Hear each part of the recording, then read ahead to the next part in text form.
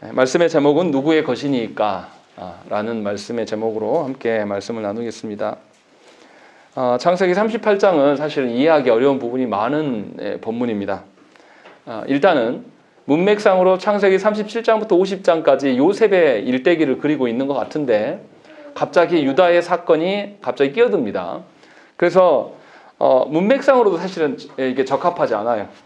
그리고 또 유다의 가정사가 별로 그렇게 좋아 보이지 않습니다. 근친상간, 시아버지와 며느리가 동침하여 자녀를 낳았는데 그것이 이야기의 끝으로 되어 있습니다. 그리고 이렇게 근친상간을 행하면 성경에서는 반드시 처벌을 합니다. 레위기의 말씀이나 그 말씀들을 보면 반드시 징벌을 하는 게 나타나요. 그런데 오늘 본문에서는 이상하게 하나님께서 유다의 두 아들을 죽이는 것에 있어서는 관여하시지만 이 며느리와 시아버지의 근친상간에 대해서는 하나님께서 아무런 관여하시지 않는다라는 것입니다. 더 이해하기 힘든 것은 무엇이냐면 이 근친상간으로 낳은 그 아들 베레스, 그 베레스가 후에 예수님의 족보에 올라가는 사람입니다. 예수님의 조상 중에 한 명인 것이죠. 이런 점에서 너무나 이해가 안 돼요. 분명히 성경의 저자가 그 의도가 있을 텐데 우리가 봤을 때는 우리의 윤리적이나 도덕관으로 봤을 때는 이거 너무 좀 이상하다. 하나님은 이런 것에 대해서는 말하지 않으시고 다른 식으로 이야기를 하실까라는 것이 이제 오늘의 우리의 헷갈림이에요. 분명한 것은 뭐냐면 창세기 저자가 우리에게 말하고자 하는 주제는 윤리적이고 도덕적인 것이 아닐 것이다라는 것을 우리가 알 수 있다는 것이죠. 왜냐하면 하나님의 관여하심이 그 윤리적이나 도덕적인 것에는 없기 때문에 그렇다는 것이에요. 그래서 오늘 본문에서 하나님께서 우리에게 말씀하시고자 하는 바를 찾기 위해서는 도대체 유다와 다말이 관계 맺은 것을 어떻게 봐야 될 것인가? 이것이 굉장한 중요한 핵심이에요. 이것을 이해하지 못하면 오늘 말씀의 그 의미를 찾기가 어렵다는 것입니다. 그러면 먼저 우리가 생각을 해봐야 될 게 유다가 이제 어떤 사람이었는가를 생각을 해봐야 돼요. 우리가 앞에서 창세기 37장에서 유다가 요셉을 은 20에 팔아넘기는 그 주도적인 역할을 했음을 우리가 말씀을 통해서 보았습니다. 그리고 이제 유다가 오늘 말씀 첫 시작부터 뭐라고 되어 있냐면 1절에 유다가 자기 형제들로부터 떠나 내려가서 아둘람 사람 히라와 가까이 했다라는 것입니다. 유다가 형제들로부터 멀어져 있다라는 것입니다. 왜 그러겠습니까? 유다가 분명히 이 동생 요셉을 돈 관계로 인하여서 자기의 이익을 위하여서 팔아넘겼던 것들이 유다에게 분명한 어떠한 작용을 했던 것으로 보여요. 그래서 형제들과 멀어져 있습니다. 따로 지내고 있는 것이죠. 이것을 이제 우리가 추정해 볼 수가 있는 것입니다. 그리고 이 유다가 이방 여인들과 결혼합니다. 가나안 여인과 결혼해요. 분명히 그의 선조들 아브라함과 이삭과 야곱의 경우에는 이방 여인과 결혼하지 말 것들을 굉장히 강조했었습니다. 그런데 유다는 이것과 상당히 대조가 됩니다. 그러나 이것이 본질은 아니에요. 오늘 본문에서 말하는 본질은 아니에요. 왜 그렇습니까? 요셉의 경우도 생각을 해보세요. 요셉은 약간 상황이 다르지만 요셉의 경우도 애굽 여인들과 결혼을 합니다. 요셉은 애굽에 있었기 때문에 결혼하는 것이고 다른 형제들도 가나안 여인들과 결혼함이 드러난 것은 있어요. 그래서 오늘 주제에서는 사실 상관없는 이야기긴 해요. 중요한 것은 뭐냐면 그것이 아니라 야곱이 뭔가 자녀들을 통제하는 것에 통제력이 많이 없어졌다는 것을 우리가 알 수 있어요. 창세기 34장에 디나의 그 강간 사건 이후로 두 아들들이 나서서 이 세겜 사람들을 학살하고 그 모든 아들들이 가서 도륙하는 장면들이 나타나요. 그 사건 이후로 야곱이 자녀들을 잘 통솔하지 못하는 것을 우리가 볼 수 있다는 것입니다. 다시 말하면 이 가정이 뭔가 다스림이 잘 되어지지 않고 있다라는 것이죠. 이것이 큰 문제예요. 그리고 유다도 재밌습니다. 오늘 말씀 보면 두 아들이 죽어요. 다 하나님께서 죽이신 것입니다. 그런데 창세기 저자는 두 아들이 죽음에도 유다가 슬퍼했다라는 기록이 전혀 없어요. 그 아비 야곱은 어땠습니까? 요셉이 죽었다라고 했을 때에 그 소식을 듣고 굉장히 슬퍼했어요. 그리고 아주 오랫동안 애도했다라고 나와 있어요. 그러니까 그 아비 야곱과 그 아들들의 행태가 전혀 다른 것이 대조되고 있는 거죠. 그러니까 앞에서 야곱까지는 하나님의 그 언약을 따라서 하나님의 다스림 가운데 이들이 살려고 했던 것이 나타납니다. 그런데 이 아들 때에 와서 이 아들들은 서로 화목하지도 못하고 각자 자기 방식대로 살면서 다스림에서 벗어나 있는 것이 오늘 말씀에서 표면적으로 드러나 있다는 것입니다. 그래서 성경 저자는 38장 초반부에 유다가 가족을 떠나고 이방 여인을 자기가 원하는 대로 이방 여인을 아내로 맞이함에 대해서 언급을 하고 있다는 것입니다.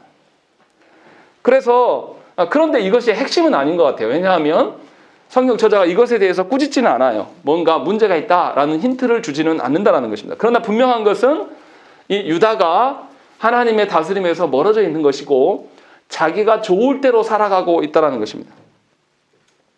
그리고 오히려 무슨 이야기를 하냐면 유다의 아들들 엘이 악하여서 하나님 죽였다라고 다닌 거예요. 엘이 왜 악한지는 몰라요.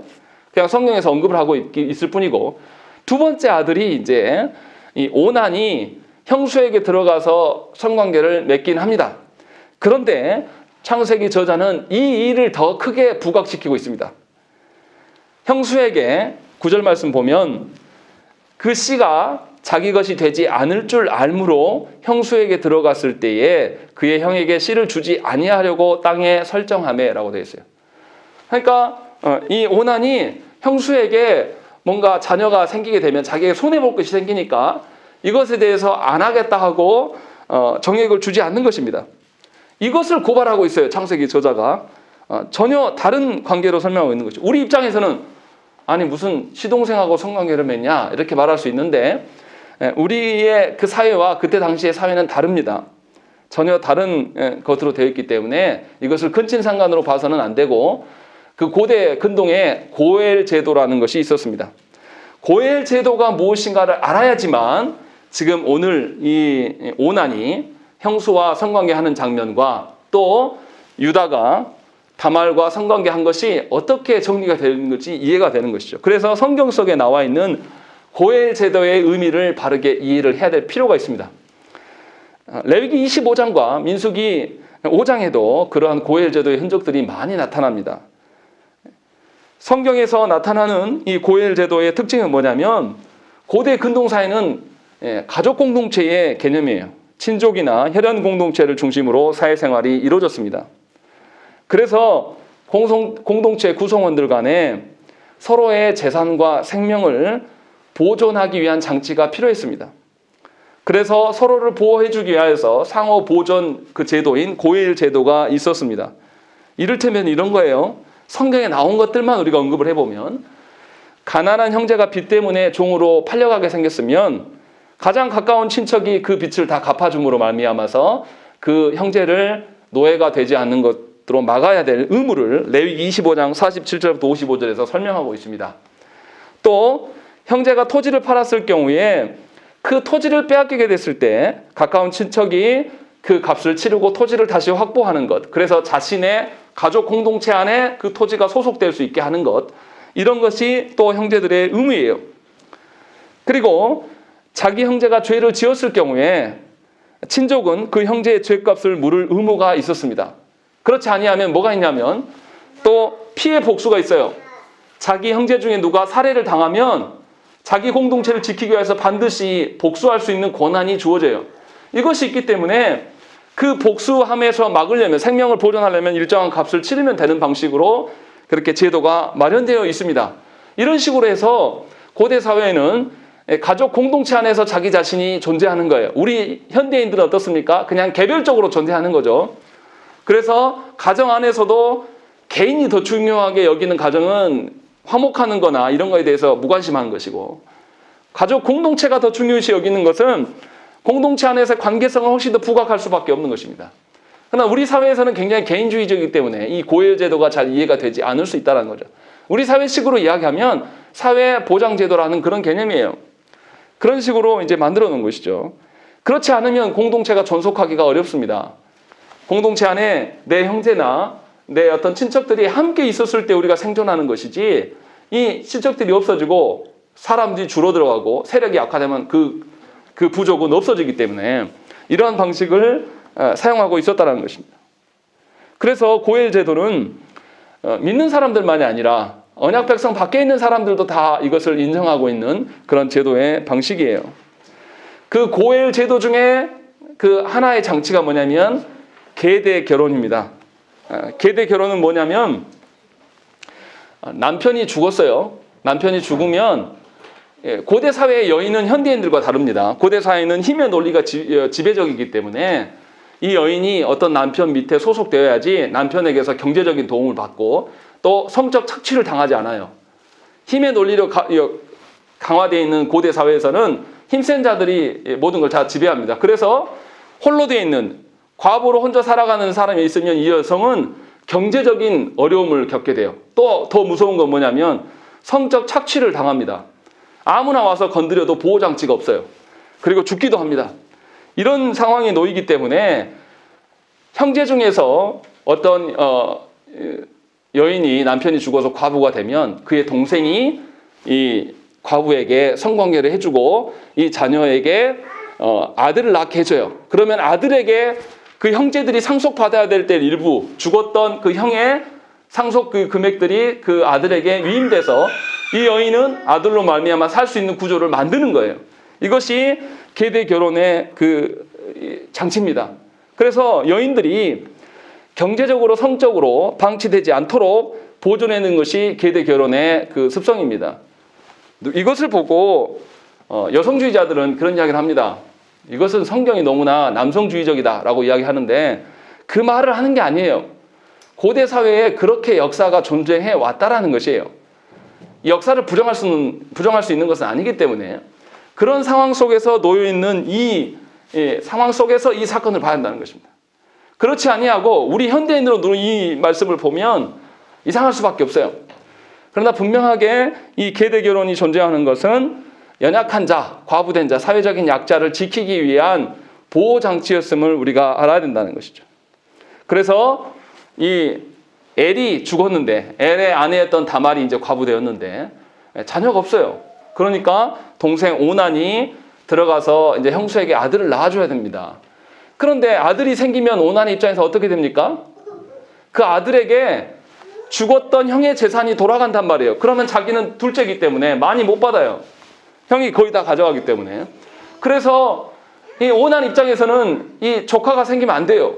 그래서 뭐냐면 아버지가 명령을 하니까 유다가 분명하게 오난에게 네 형수에게 들어가서 아들을 낳게 해라 라고 하니까 하긴 해요. 의무에 대해서 겉으로는 하지만 결과적으로 계속 자기의 씨를 주지 않음으로 말미암아서 이 여자는 원래 임신하지 못합니다. 이렇게 만들려고 이 일을 하고 있는 겁니다. 그렇기 때문에 이 오난이 굉장히 악한 거예요. 사회적 약자를 지키지 못하는 것이고 분명히 유다는 고엘 제도에 근거하여서 큰아들 엘이 죽자 둘째 아들 오난으로 말미암아서 형수 다말과 동침하게 하고 그렇게 해서 이 다말의 가정을 지키려고 하고 있는 것이 드러나요. 그런데 오난은 자신의 유익을 위하여서 이 일들을 거부합니다. 이 오난의 그 이기적인 생각들은 누구를 닮았습니까? 그의 아비 유다와 동일합니다. 유다는 어땠습니까? 자기의 형제 요셉을 죽이는 데에 참여하진 않았으나 자기의 그 경제적 부흥을 위하여서 은 20에 이 자기 형제를 노예로 팔아넘긴 일에 주도적인 역할을 했던 사람이에요. 그러니까 이 사람은 경제에 굉장히 밝은 사람이고 그렇기 때문에 이런 방식으로 살아온 것을 이 아들 오난이 그대로 닮아서 행동하고 있는 겁니다. 그래서 위기에 처한 형제를 도우려고 살리려고 하는 것이 아니라 자신의 이익의 수단으로 활용하고 있는 것이 그대로 드러나는 거예요. 다시 말하면 그 사회에서 통용되는 그 질서를, 공동체의 질서를 와해시키고 있는 것입니다. 그의 아들 오난도 아비 유다처럼 이러한 고엘 제도를 거부하고 있다는 것입니다. 유다는 이제 남은 아들 셀라를 다말과 동침하게 해야 됩니다. 이게 고엘 제도의 원래 방식이에요. 그런데 유다가 어떻게 생각합니까? 11절 말씀을 읽겠습니다. 11절 읽겠습니다. 시작. 유다가 그의 며느리 다말에게 이르되 수전하고 내 아버지 집에 있어 내 아들 셀라가 장성하기를 기다리라 하니 셀라도 그 형들같이 죽을까 염려하니라. 다말이 가서 그의 아버지 집에 있으니라. 예, 이제 여기서 유다의 문제가 본격적으로 드러납니다. 유다가 생각할 때 자기 두 아들이 죽은 이유가 다말 때문에 죽은 것으로 생각을 합니다. 우리 한국 사회에 말도 안 되는 아들 선호 사상이 있지 않습니까? 그래서 뭔가 어떤 여자랑 결혼했는데 뭐 말띠나 호랑이띠 여자랑 결혼을 했는데 남편이 빼빼 말라요. 그럼 우리 뭐라고 합니까? 저 여인이 남자 잡아먹을 상이다. 뭐 남자 잡아먹을 팔자다. 뭐 이런 이야기를 해요. 유다도 동일한 방식으로 생각하고 있는 겁니다. 엘과 오난이 죽게 된 것의 원인을 다말에게서 찾고 있는 거예요. 그래서 셀라를 살리려고 다말을 아예 동침하지 못하게 만들어버려요. 그리고 친정집으로 돌려보냅니다. 이것은 매우 악한 거예요. 분명히 셀라가 아직 어려서 동침할 나이가 아닌 것은 맞아요. 그래서 겉으로는 가서 기다리라라고 이야기하는데 그 기다리는 동안에 이 여인을 보호해주는 경제적으로나 또 성적인 착취를 당하지 않도록 보호해주는 권한들을 자기에게서 친정적으로 내보내는 것이죠. 귀찮은 것을 아예 떼보내는 거예요. 그래서 아예 셀라와 관계를 끊어버리려고 지금 그렇게 생각하고 있는 거죠. 분명히 하나님께서 죽였다라고 성경은 밝히고 있는데 이 유다가 얼마나 영적으로 눈이 닫혀 있고 어리석으면 또 그리고 얼마나 자기 이기적으로 생각하면 하나님이 행하시는 바에 대해서 전혀 아는 바가 없어요. 그리고 이 일들을 진행하고 있다는 것입니다. 그러니까 유다가 굉장히 인간적인 사람이고 굉장히 이기적인 사람이에요. 하나님께 묻거나 하나님 앞에서 어떻게 생각하는 것이 아니라 자기의 소신대로 자기의 소견대로 그냥 살아가는 것입니다. 그래서 자기 자신과 자기 아들만을 지키려고 하는 모습들이 드러나요. 그런데 우리가 여기서 생각해 봐야 할 게 있습니다. 하나님께서 야곱에게 12아들을 주셨어요. 그 아들들이 나중에 무엇이 됩니까? 이스라엘의 12지파의 선조가 되는 거예요. 그러면 이제 야곱의 가정 안에서는 뭐가 드러나야 됩니까? 이 가족의 12지파의 선조가 될 만한 사람들이 리더십이 드러나야 돼요. 그런데 이 아들들에서 그런 리더십이 전혀 없어요. 한 사람도 보이지 않아요. 그리고 형제들끼리 팔아먹기를 않나 서로 죽이려고 하고 유다는 떨어져 와서 살고 있고 또 유다의 그 영적인 어리석음은 왜 자신의 아들들이 죽었는지도 몰라요. 그리고 그 책임을 여인에게 돌리고 있는 것이 오늘 본문에 나타나는 겁니다. 그러니까 하나님 앞에서 자기 자신을 발견하지 않기 때문에 내가 공동체의 수장이구나. 내가 공동체를 지켜야 될 사람이라는 의식이 없어요. 그냥 자기 아들들만 쳐다보고 있는 겁니다. 그래서 하나 남은 아들을 보면서 이제는 하나님께 맡기면서 하나님이 돌보시고나라는 생각이 없어요. 그냥 자기 능력과 자기 어떤 술수로 이것을 지켜낼 수 있을 것이다라고 생각을 하는 겁니다. 그래서 다말을 유다는 경제적으로 또 어떤 빈곤의 상황 속에서 또 성적인 착취당함에서 보호하지 않습니다. 그냥 책임을 회피하고 다말을 친정집으로 돌려보내는 것입니다. 그러니까 이 유다의 생각은 뭐냐면 본인이 이스라엘 공동체에서 한 지파의 수장으로서 자기 자신을 발견하는 게 아니에요. 그냥 이기적인 내 자신을 발견하는 겁니다. 그렇게 해서 서 있는 거예요. 그러니까 하나님께 속해 있다는 생각이 없어요. 그냥 자기 뜻대로 사는 거죠. 그래서 분명히 본문에서는 고엘 제도를 부각시키고 있다는 것을 우리가 알아야 돼요. 유다가 어떤 사람입니까? 요셉은 또 어떤 사람입니까? 이 형제들 중에 두 사람이 굉장히 중요해요. 왜 중요합니까? 이스라엘의 역사를 살펴보면 나중에 이스라엘이 두 나라로 쪼개집니다. 북이스라엘의 10개 지파, 남유다의 2개 지파로 나눠져서 두 나라로 갈리워져요. 그런데 두 나라에 갈리워졌을 때 수장격을 하는 데가 뭐냐면 유다 지파입니다. 남유다에서의 그 중추적인 역할을 하는 것이 유다 지파고 북이스라엘의 중추적인 역할을 하는 것이 뭐냐면 요셉의 두 아들 므낫세와 에브라임이 북이스라엘의 가장 중추적인 역할을 하는 지파로 부각돼요.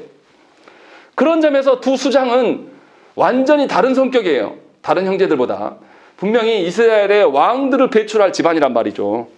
그렇다면 유다가 이 후손들에게 공동체의 리더로서의 모습을 보여야 됩니다. 요셉은 그것을 보여요. 요셉은 완전 다른 사람입니다. 그렇게 보여지는 것이 나타나요. 그런데 이 유다는 정말 형편없는 인간이에요. 자신밖에 모르는 것이고 자신의 이익을 따라서 하나님께서는 분명히 그를 유다 지파의 손조로 삼아 놓으셨으나 그 어떠한 모습들이 드러나지 않아요. 형제 간에 화목을 이룬다든지 공동체 보존을 위하여서 자신이 헌신한다든지 이런 모습이 전혀 없어요. 그리고 각자 자신들의 유익만을 구해요. 물론 야곱이 잘한 것은 아닙니다. 야곱이 아들들 중에 편애해서 이 아들들에게 힘겨운 상황을 맞는 것이 사실이에요. 그런데 이 아들들이 인내하지 못합니다. 그래서 요셉을 팔아치우고 아버지 야곱에게 큰 슬픔과 좌절을 안겨주는 역할만 하고 있는 것입니다. 이런 사람들이 공동체의 지도자가 된다고 생각을 해보세요. 자기밖에 모르는 인간. 그런 사람이 공동체 수장을 되면 그 나라가 어떻게 되겠습니까? 이건 상상하고 우리는 이미 경험했지 않습니까? 약 20년간 한 사람이 독재했던 시대를 경험했고 또 최근에는 그 딸이 대통령이 돼서 마땅히 아이들을 구해야 될 상황인데도 그 7시간에 뭐 했는지 기록이 없어요. 이미 보고는 들어갔을 텐데 이미 아침부터 그 배가 침몰하기 시작했는데 이기적이고 자신의 어떤 자신만 아는 그런 여자가 대통령이 됐을 때 엄청나게 많은 사람이 죽을 수밖에 없는 거 비리와 지금도 밝혀지지 않지 않습니까? 그 가족들은 지금도 아픔 속에 있어요. 이런 사람이 공동체의 리더가 된다고 생각을 해보십시오. 그 공동체는 무너질 수밖에 없습니다. 우리는 이미 이것을 경험했어요. 그래서 이 오늘 38장의 말씀은 남의 일이 아니라 바로 우리의 일입니다. 유다가 바로 그런 사람이라는 거죠. 그래서 유다는 다말을 진심으로 돌아봤어야 됐어요. 하지만 유다는 다말을 친정집으로 돌려보낼 때 셀라가 장성하기를 기다리라고 말합니다. 그런데 14절 말씀 보세요. 어떻게 됩니까? 14절 읽겠습니다. 시작. 그가 그 가운데 의복을 벗고 거울로 얼굴을 가리고 몸을 휩싸고 뒷날이 일려 에나임 문에 앉으니 이는 셀라가 장성함을 보았어도 자기를 그의 아내로 주지 않았으므로 말미암이라. 예, 다말이 이제 유다를 속이려고 나아가는 것이에요. 그런데 그 당시에는 다말의 그 권리가 합당한 거예요. 사회적인 정의란 말이에요. 그런데 이 사회적 정의를 유다가 외면합니다. 셀라가 이미 장성했다라고 되어 있어요. 분명하게 14절에 뭐라고 되어 있냐면 다말이 과부의 의복을 벗고 너울로 얼굴을 가리고 몸을 휩싸고 딥나 길곁 에나임 문에 앉았다. 유다를 만나려고 기다리고 있다는 거죠. 왜 그렇게 됐냐? 이는 셀라가 장성함을 보았어도 자기를 그의 아내로 주지 않았으므로 말미암습니다라는 거죠. 사회적 질서와 정의를 이 유다가 지키지 않기 때문에 다말이 지금 나서서 이 일들을 시작하고 있는 거예요. 유다가 행한 범죄는 무엇입니까? 다말에게 가족을 만들 수 있는 기회를 박탈한 거예요. 착취해버린 겁니다. 그래서 다말로 말미암아서 후사를 통해서 죽은 남편의 유산들과 죽은 남편의 씨를 받아서 어떤 미래를 전망할 수 있는 일들을 모두 다 걷어버리는 것입니다. 그러니까 유다의 일들은 공동체로 봤을 때 아주 악한 것입니다. 분명히 다말은 예수 그리스도의 계보 가운데 있는 사람이에요. 예수 그리스도의 계보를 이어져 가는 데 있어서 유다가 모든 것들을 다 거부하고 있는 실정이라는 것입니다. 그러니까 믿는 자들이 하나님 나라의 지도자로서 설 때에 우리는 하나님 나라의 이거 영원한 그 큰 나라의 거시적인 관점을 두고 살아가야 될 자들이에요. 우리의 불순종과 우리의 이기적인 것, 나만 아는 그런 습성들은 하나님 나라 공동체를 와해시키는 주범이 될 수 있다는 것을 우리가 알아야 된다는 거예요. 그런데 유다는 그것에 대한 생각이 없어요. 그냥 자기 새끼만 지키면 되는 겁니다. 자기 자식만 지키면 되기 때문에 이 일들에 대해서 행하지 않는 거예요. 그런데 이 여인, 얼마나 이 여인이 괴롭고 힘들었겠습니까? 남편이 죽었고 또 그 둘째 그 아들로부터 받아야 될 것을 받지 못하고 또 자기 시아버지도 자기에게 어떤 기회를 주지 않아요. 그런 속에서 이 여인이 어떻게 살았냐면 과부의 의복을 벗었다라고 14절에 기록하는데 과부로서 살아간 거예요. 끝까지 자기는 이 자기 친정집의 집안의 사람이 아니라 유다 집안의 사람인 것을 지금 계속 증명해내고 살았다는 거죠. 그 아들이 클 동안, 그 오랜 기간 동안에. 그리고 너울로 얼굴을 가렸다라고 되어 있어요. 이 너울로 얼굴을 가렸다는 것은 의미는 뭐냐면 내가 결혼할 대상자가 있는 것이다. 나는 약혼자가 있고 남편이 있는 여자다라는 것을 표현하는 거예요. 창녀가 되기 위하여서 이것을 가린 것이 아니란 말이에요. 창녀로 바라본 사람은 누구냐면 유다가 그냥 그렇게 본 거예요. 다말은 자신이 배우자가 있는 사람이다라는 걸 표준한 겁니다. 생각을 해보세요. 리브가가 야곱을 만날 때 어떻게 합니까? 멀리서 야곱이 나온 것을 보고 종에게 물어봅니다. 저 사람 누구냐? 당신 결혼할 사람이다라고 했을 때 리브가가 어떻게 합니까? 너울로 가렸다라고 되어 있거든요. 그때도 리브가도 그렇게 가려요. 그러니까 이 너울로 가리는 것은 나의 짝이 있다. 나에게는 이미 정해진 사람이 있다라는 것을 보여주는 것입니다. 그러니까 지금 다말이 시위하는 거예요. 유다 앞에 가서 당신의 아들 셀라 나한테 줘야 되지 않냐. 나는 약속을 기다리고 있는 여자다라는 걸 표정하기 위해서 너울로 얼굴을 가리고 그 앞에 나타난 거예요. 그러니까 사회적 정의를 지켜라. 네 언약을 했기 때문에 약속을 지켜라는 것을 분명하게 이야기하고 있는 거예요. 이것이 다말의 의중인 것입니다. 다말은 사회적 약자고 며느리이기 때문에 아무런 힘이 없어요. 그러나 가정을 지키기 위해서 분명하게 자기는 셀라에게 메인 사람입니다. 셀라에게 메인 몸입니다라고 하는 것을 보여주고 있는 겁니다. 다말이 그 오랜 시간을 어린 셀라가 성인이 될 때까지 그 오랜 시간을 과부로서 오래 참고 인내했음을 우리가 본문에서 알 수 있다는 것입니다. 다말의 입장에서도 매우 굴욕적인 거예요. 언약에 외면하는 유다를 속이기 위해서 덫을 놓는 그 자체가 굉장히 굴욕적인 사건입니다. 그런데 중요한 것은 다말이 먼저 유다를 속이려고 한 게 아니에요. 유다가 합당하게 시행해야 될 것을 행하지 않기 때문에 사회적 약자인 다말이 이것을 나가는 겁니다. 그래서 다말이 자신에게 주어진 아직 태어나지 않았지만 하나님께서 주신 가족 공동체를 지켜내려고 하는 그 몸부림으로 지금 드러나 있는 것입니다. 그런데 이 어리석은 유다는 다말을 알아보지 못해요. 그리고 다말을 매춘부로 여깁니다. 분명히 이제 유다도 다말인 것을 알았으면 같이 동침하지 않았겠죠. 그런데 분명한 것은 유다도 며느리인 것을 알아보지 못했어요. 부지 중에 성관계를 맺었음을 우리가 알 수 있습니다. 그리고 다말이 또 놀라운 것은 뭐냐면 유다가 매춘의 가격을 먼저 흥정하자. 얼마 주면 좋겠냐라고 했을 때 그 가격에 응하지 않아요. 다말은. 왜냐하면 자신의 목적은 뭡니까? 유다에게 바른 것을 시행할 것들을 요구하는 것이 목적이기 때문에 이 유다가 모든 것을 결정하도록 내버려둬요. 알아서 하시라고. 그렇게 해서 유다가 모든 것을 지휘할 수 있는 구조가 돼버린 것이죠. 그리고 여기서 이제 우리가 기억해야 될 것은 유다의 잘못이 다말을 알아보지 못함에 있지 않다라는 것입니다. 유다의 잘못은 그 두 아들의 죽음이 다말에게 있다라고 본 것, 이것이 문제예요. 분명히 하나님께서 아들을 징벌하였음에도 불구하고 이를 알지 못한 것이 가장 큰 잘못이에요. 그 아버지로서 그 공동체 안에 자기 두 자녀 아들들이 하나님 보시기에 악한 행동을 하도록 그가 가르치지 않은 것이고 또 그 악한 행동을 본인도 그렇게 살아가는 그런 모습들이 드러나는 것이 이것이 가장 큰 문제예요. 무슨 말입니까? 오난이 자기 정액을 다말에게 주지 않아서 징계받아서 죽었어요. 굉장히 큰 진노를 하나님 보신다는 거죠. 그런데 유다도 다말에게 자기 아들을 내어주지 않습니다. 동일한 죄예요. 사실은 오난이 죽은 그 기준으로 유다에게 적용하면 유다도 죽어야 됩니다. 그런데 하나님께서는 아직 기회를 주고 계신다는 것이죠. 그래서 하나님께서 명하신 바대로 순응하지 않은 유다는 어리석은 일을 또 해요. 뭐합니까? 이 매춘부와 만나서 성관계를 했는데 염소 새끼를 주겠다라고 본인이 말했는데 내가 염소 새끼를 언제 받을 줄 알고 이걸 믿느냐 담보물을 주라 했을 때 뭘 내주냐면 자신의 신분증과 같은 도장과 끈과 지팡이를 주는 거예요. 도장에 끈이 달려있어서 이렇게 목에다 메고 다닙니다. 도장은 자기 신분증이에요. 함부로 찍혀서는 안 되는 거죠. 근데 이것을 내줘요.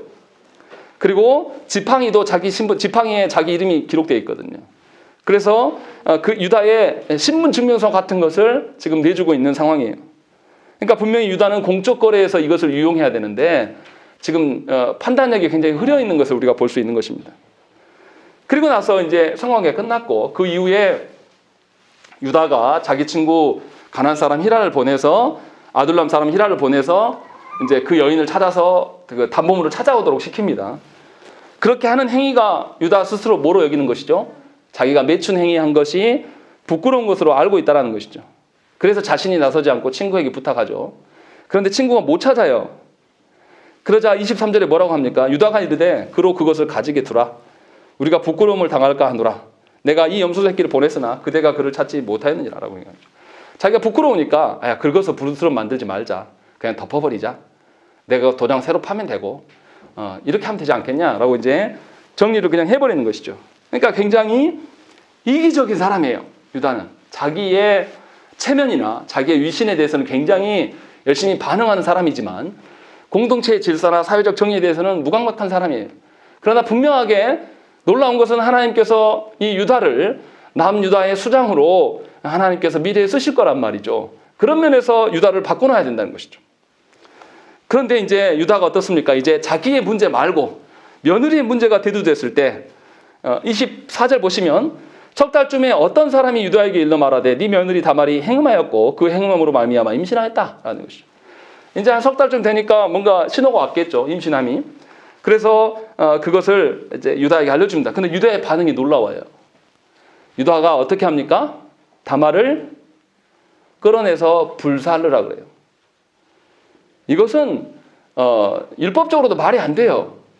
신명기 22장 21절 말씀은 그 처녀를 그의 아버지 집 문에서 끌어내고 그 성읍 사람들이 그를 돌로 쳐 죽일지니 이는 그가 그의 아버지 집에서 창기의 행동을 하여 이스라엘 중에서 악을 행하였습니다. 너는 이와 같이 하여 너희 가운데서 악을 제할지니라.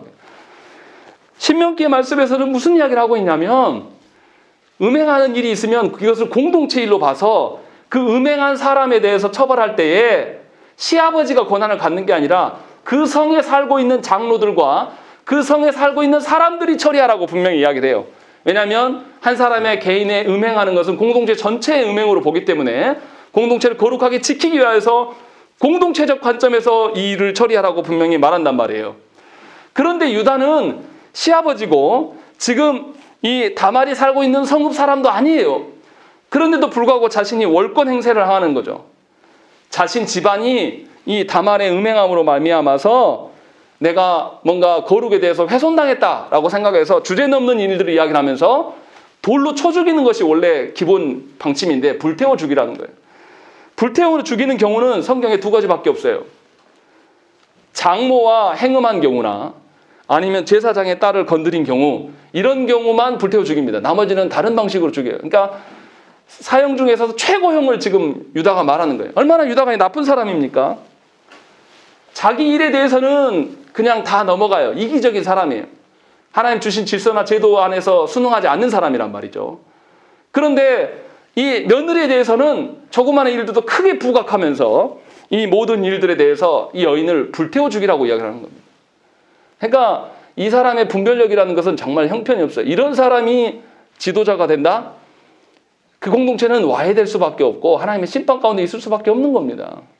지금 그것을 보여주고 있는 것입니다.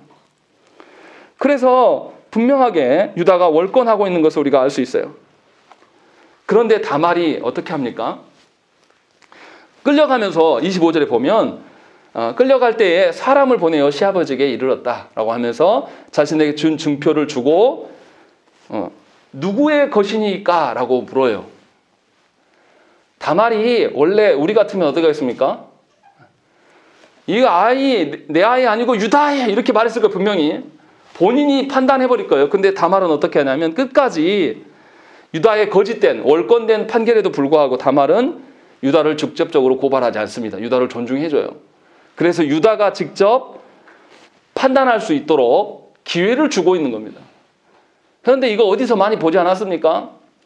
이 유다가 요셉을 팔아놓은 다음에 그 아비에게 요셉이 죽었다는 걸 알려주려고 어떻게 합니까? 염소 새끼를 잡아서 피 묻은 거 가가지고 그의 아버지한테 가서 이거 요셉 건지 한번 봐보시고 아버지가 판단해보세요.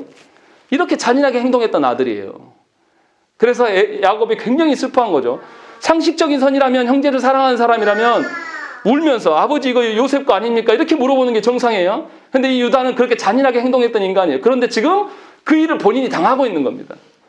이 다말을 통해서 자기의 도장과 자기의 끈과 자기의 지팡이를 발견한 거예요. 그래서 이것이 누구 겁니까? 라고 당신이 판단해 보십시오. 라고 하는 것. 수년 전에 했던 일들을 본인이 지금 당하고 있는 겁니다. 그러면서 유다가 엄청난 깨달음이 있어요. 26절 말씀 우리 읽겠습니다. 시작.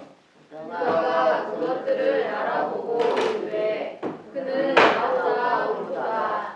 내가 그를 내 아들 세라에게 주지 아니하였음이로다 하고 다시는 그를 가까이 하지 아니하였더라. 예, 유다가 놀라운 것을 깨달은 거예요. 자기 것인 것을 확인한 뒤에 자기가 무엇을 잘못했는지 깨달은 거예요.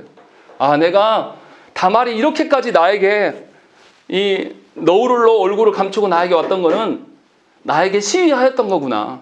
하나님의 언약을 지키라고 하셨던 거를 지키라고 지금 온 건데 내가 몰랐구나. 내가 아들을 주지 않았기 때문에 이런 일들이 일어났구나 하면서 이 모든 일에 대한 책임이 자신에게 있는 것을 유다가 깨달은 거예요.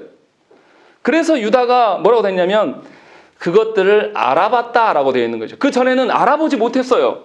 그 아들들이 왜 죽는 것인지, 그리고 그 다말이 왜 자기에게 떠나야 되는지 전혀 몰랐어요.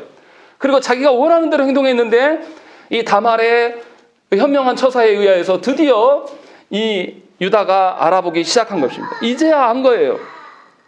그래서 여지껏 자신이 누구의 것인지를 알지 못했다는 것입니다. 유다는 자신은 자신의 것이라고 생각한 거죠.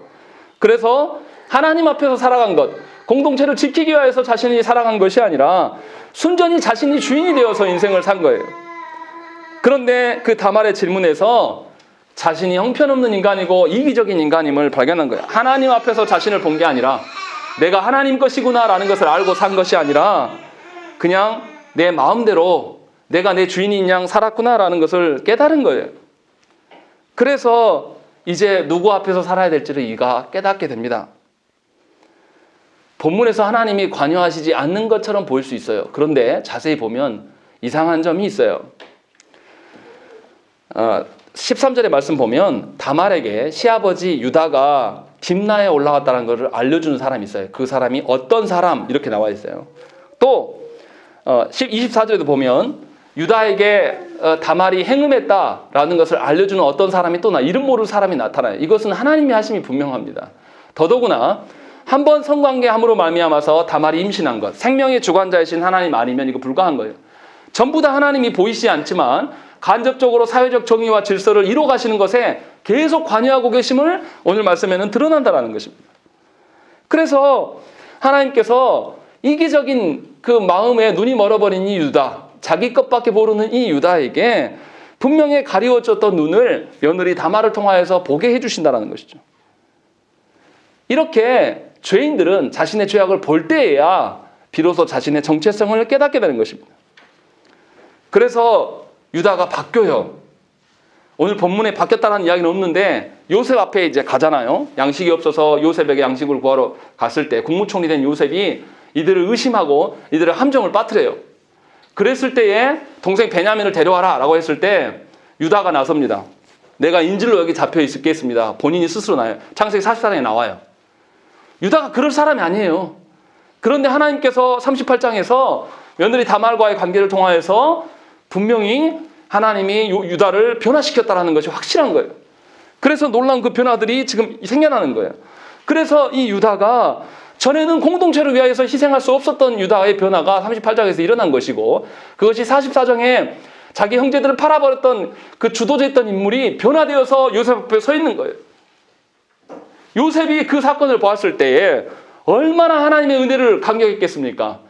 형들을 그냥 용서해 준 게 아니라 하나님이 유다를 바뀌셔서 나를 팔아버리는데 주범이었던 저 유다가 바뀌어서 동생 베냐민을 지키기 위해서 본인이 죽을지도 모르는 인질이 되겠다라고 했을 때 요셉은 하나님의 일하심을 분명히 보았을 거예요. 그래서 요셉이 하나님께 감사해요. 도리어 내가 먼저 애굽 땅에 온 것은 하나님의 은혜이다. 우리 가정을 지키기 위한 장치였다라는 것을 인정하면서 자신의 지난날의 고통과 아픔에 대해서는 다 말하지 않아요. 왜냐하면 하나님 앞에서 본인이 있기 때문에 이것을 깨달은 것이죠. 그래서 우리가 38장에서 봐야 될 것이 무엇입니까? 하나님께서 보이시지 않지만 유다의 아들들과 그것을 모두 관여하고 계셨다는 것을 우리가 알 수 있는 것입니다. 오늘 본문에서 세 남성 유다와 엘과 오나는 하나님 앞에 죄인이에요. 악한 자들입니다. 그런데 아주 힘없는, 남편 없는 이 다말은 어떻습니까? 의로운 사람이에요. 하나님 앞에 약속의 언약에 대한 것들을 이런 방식으로 시위하면서 지켜야 될 것들을 고면함으로 놀랍게 유다가 변화되는 역사가 일어난 것이죠. 이러한 일들은 다말이 아주 오랜 동안 인내하면서 살았어요. 다말이 14절에 과부의 의복을 벗었는데 다시 19절에 보면 뭐가 되었습니까? 너울을 벗고 과부의 의복을 도로 입었다라고 되어 있는 것입니다. 유다에게 시위할 것은 하고 다시 본연의 위치로 돌아간 거예요. 이게 쉽습니까? 과부의 옷을 입을 필요가 없어요. 새 사람 만나서 결혼하면 되겠죠. 인간적으로 생각하면. 그런데 다말은 여전히 하나님의 언약을 소망하면서 서 있었다는 것입니다. 이것이 성경에 말하는 의인이에요. 이 여인의 그 하나님 앞에 서는 것으로 인하여서 공동체가 유다의 그 수장이었던 유다가 하나님 앞에 돌이켜 회개하는 것이 드러나는 것이죠. 그래서 이 가정을 살리고 공동체를 지키는 사람은 다말이에요. 유다가 아니에요. 우리가 보기에는 힘이 있는 자가 뭔가 가정 안에서 힘이 있는 자가 모든 것을 이뤄갈 것이라고 생각을 합니다. 힘이 있어야지, 돈이 있어야지 다른 사람의 영혼도 바뀌고 뭐도 할 수 있을 것이라고 우리는 다 그렇게 생각하고 착각합니다. 그래서 누군가에게 내가 하나님 앞에 살려고 하는데 나에게 힘을 실어주지 않고 나에게 도와주는 사람이 없으면 그것 가지고 우리는 힘들어해요. 그런데 오늘 말씀에서 보면 다말을 도와준 사람은 아무도 없어요. 그런데도 다말은 그 오랫동안 하나님께서 주신 현장 안에서 그것이 고통스럽고 괴롭고 억울하고 위험스러운 그런 상황이지만 자신의 본분을 지키면서 하나님 앞에 서 있는 것을 우리가 볼 수 있었다는 것입니다. 그로 말미암아서 유다의 가족들이 놀라운 변화들을 경험하게 된 거예요. 다말이 장래에 하나님께서 주실 자신의 그 자손들을 바라보면서 진정한 하나님 앞에서의 어머니됨이 무엇인지를 분명히 보였다는 거예요. 그렇기 때문에 이러한 일들이 일어난 것입니다. 많은 사람들이 하나님이 우리를 이끄시고 하나님의 일하심에 대해서 나 자신을 바라보지 않아요. 다 자기 관점으로 이야기합니다. 내가 얼마나 힘든 줄 아냐? 내 기준이 뭔 줄 아냐? 내가 말했잖아. 너는 내가 말했는데도 나한테 안 해주더라? 늘 이런 이야기를 한단 말이에요. 믿는 사람들이 더해요. 그런데 분명하게 오늘 말씀에서는 그러한 바가 없어요. 다말이 그런 말을 하지 않습니다. 그러면서 하나님 앞에서 자기 본분을 지켜나가는 거죠. 또 오늘 말씀을 우리 생각으로 도덕적이고 인간적인 관점으로 보면 이해되지 않는 말씀이에요. 그러나 하나님 앞에서 우리가 서야 될 것들, 공동체, 하나님 나라라는 그 거대한 공동체에서 내가 한 이론으로 서 있는 것을 발견하게 된다면 오늘 말씀은 우리에게 너무나 도전되는 말씀이에요.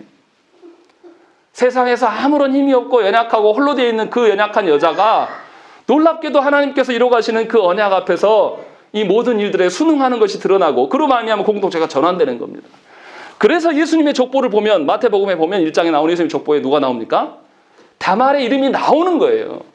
이방 여인인데도 불구하고 이 여인이 나와요. 더 확증해 주는 것은 무엇입니까? 다말이 쌍둥이를 낳았어요. 쌍둥이를 낳았는데 어떻게 해요? 원래 먼저 손이 나온 애가 누구죠? 30절에 보시면 세라가 형이에요.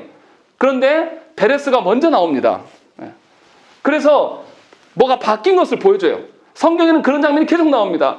야곱과 에서가 있었을 때도 에서가 형이지만 야곱이 하나님 쓰시는 것을 보게 되고 요셉의 두 아들 중에 므낫세와 에브라임도 나중에 야곱이 축복할 때 손을 엇갈리면서 순서를 바꿔버려요. 무슨 말을 하고 있는 겁니까?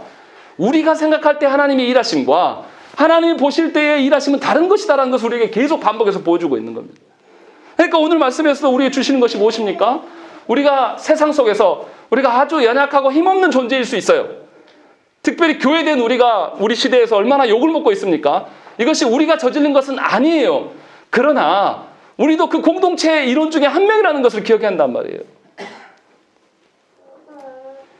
우리가 하나님 앞에서 교회된 자의 일원으로 서 있는데 우리 안에 아까 성경 공부에서 디오리 문답에서도 이야기한 것처럼 하나님의 영광이 어떠함을 보여야 될 우리란 말이에요. 우리가 그렇게 살았다면 결코 우리가 교회됨을 하나님 앞에서 드러내며 살았을 거예요. 그런데 우리가 그랬냐 이 말이에요. 내 힘들고 내 고통스러운 것만 이야기하고 내 힘들고 고통스러운 거 하나님 해결해 주지 않으니까 하나님 원망만 하면서 살아가지 정말로 하나님의 영광과 나라를 위하여서 우리가 그 빛을 드러내면서 산자냐 이 말이에요. 지금도 이 말씀을 듣고 있는 지금 순간에도 나의 어떠함과 내 이기적인 어떠함을 생각하면 자기도 죽는 것뿐만 아니라 자기에 속하 있는 다른 사람과 함께 다 몰락하게 만드는 겁니다. 성경은 분명하게 하나님께서 우리를 살리신다고 말씀하신다는 것이죠. 놀라운 것은 다말이 도덕적으로 비난받을 만한 일이 없다라는 게 아니에요. 분명히 불경한 방법을 사용한 건 맞아요. 다말이. 이것에서 자유할 수는 없습니다. 그런데 하나님 앞에서의 의로움을 지키려고 했을 때 그 심정을 보신 하나님은 다말의 이 불경한 일들까지도 하나님 의롭게 사용하셨다는 것입니다. 그래서 저와 여러분들이 분명히 알아야 돼요. 복음이 어떠한 것인 거냐? 하나님께서 우리에게 알고자 하신 것이 무엇인가? 이 땅에서의 문제가 해결되고 떵떵거리는 것이 예수 믿는 사람의 본질이 아니에요. 보이지 않는 하나님 나라의 영광과 기쁨과 그 능력들을 경험하고 보이지 않는 하나님으로 말미암아 위로받는 것이 우리가 살아가야 될 존재의 목적이라는 것입니다. 그렇지 아니하면 우리는 한 번도 하나님 앞에 쓰임받는 자가 되지 않을 것입니다. 평생을 살아가면서 분명히 본인은 예수 믿었다라고 이야기를 할 거예요. 수십 년 동안 교회에 있었다고 생각하면서 본인이 안다고 말할 것입니다.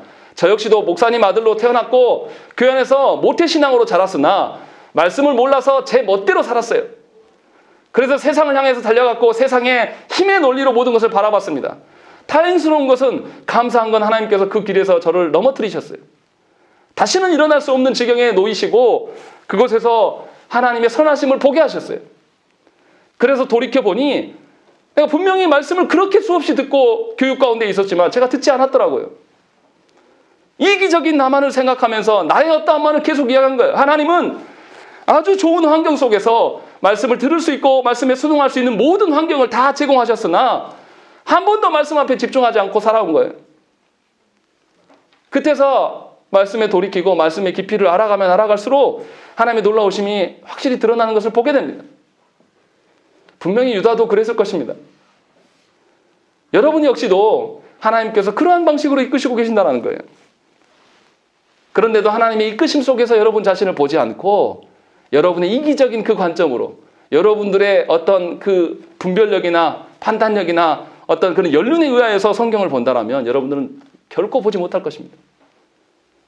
유다처럼 보지 못하고 분별하지 못하고 그래야 해서 자신의 어려움의 핑계를 며느리에게 모든 것을 전가시켰던 것처럼 여러분도 그렇게 살 거예요. 분명히 성경은 오늘 묻고 있습니다. 여러분들은 누구의 것입니까? 여러분들이 살아가고 있는 여러분들의 자녀는 또 누구 것입니까? 여러분들의 인생의 시간들은 누구 것입니까? 하나님의 그 부름 앞에 응답하십시오. 하나님께서 오늘 말씀을 통해서 우리에게 부르심에 대해서 응하셔야 됩니다. 그렇지 아니하면 엘과 오난처럼 하나님 앞에 우리는 죽임을 당할 수밖에 없는 자예요. 분명히 말씀에서 부르시는 그 하나님의 음성을 들으시고 하나님 앞에 순응하는 여러분들 되시기를 간절히 축원합니다. 함께 기도하겠습니다.